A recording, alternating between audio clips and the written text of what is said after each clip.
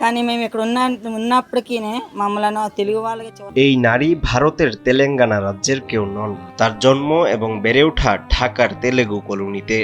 নিজেদের মধ্যে কথা বলেন তেলেগু ভাষায়। চলন বলন থেকে শুরু করে সবকিছুই ভারতের তেলেঙ্গানা রাজ্যবাসীর মতো। শত বছর ধরে ঢাকার বুকে টিকে থাকা এই এক টুকরো ভারত সম্পর্কে অনেকেই জানে না।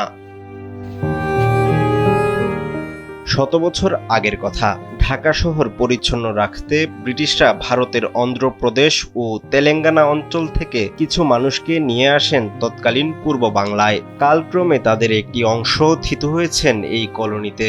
এই কলোনিকে মেথর কলোনি বা সুইপার কলোনিও বলা হয়ে থাকে। তেলেগু কলোনির বাসিন্দাদের জীবনমান অত্যন্ত খারাপ। অবহেলা আর বঞ্চনা যেন তাদের নিয়তি। ছোট একটি ঘরে গাদাগাদি করে বসবাস করেন ৮ থেকে ১০ জন। কলোনির ১২৬ পরিবারের ৫ শতাধিক মানুষের জন্য মাত্র ১৫টি টয়লেট, সেগুলো আবার ভয়ানক নোংরা।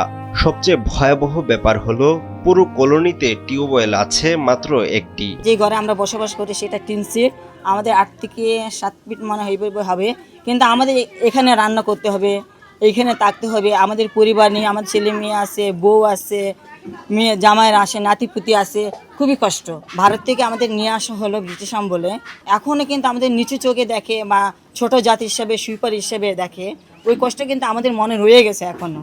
আমাদের কিন্তু জন্ম বাংলাদেশে, আমরা বাংলাদেশের নাগরিক হিসাবে আমরা বসবাস করছি। আমরা যখন কাজ করতাম আমাদের পানি খেতে দিত না, বা চায়ের দোকানে বসতে গেলে আমাদের বসতে দিতেন, মানে অনেক ঘৃণাভাবে আমাদেরকে দেখতো। আমাদের স্কুলে কিন্তু আমাদের হবে ভালো হতো যে আমাদের সুইপারের লোক, সুইপারের ছেলে মেয়ে। ওই কারণে কিন্তু আমরা লেখাপড়া করছি, কিন্তু ওইভাবে আমরা করতে পারি না। শুধু বঞ্চনা নয়, ভারত থেকে আসা এই সম্প্রদায় বেঁচে থাকে নিদারুণ অবহেলা আর অসম্মানে। এখনো অনেকে তেলেগু সম্প্রদায়কে পানি খেতে দেয় না, বসতে দেয় না চায়ের দোকানে। সমাজের অন্য বাসিন্দাদের সঙ্গে মিশতে পারেন না তারা।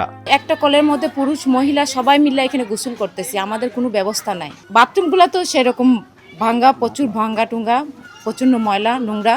বাচ্চাদের নিয়ে অনেক সময় বাথরুম করতে নিয়ে যেতে হলে অনেক সমস্যা হয়ে যায়, পানি ভরে যায়। ডাস্টবিন আছে, ডাস্টবিনের সমস্যা, প্রায় সময় বাচ্চারা অসুস্থ হয়ে যায়। সবাই এলাকার সব ময়লাগুলো ওইখানে নিয়ে সবাই ফেলে দেয়। ফেলানোর পরে ওটা কোনো পরিষ্কার হয় না। পরিষ্কার না হওয়াতে আমাদের এখানে এলাকার বাচ্চাগুলো ওইখানেতে যায় খেলাধুলা করে।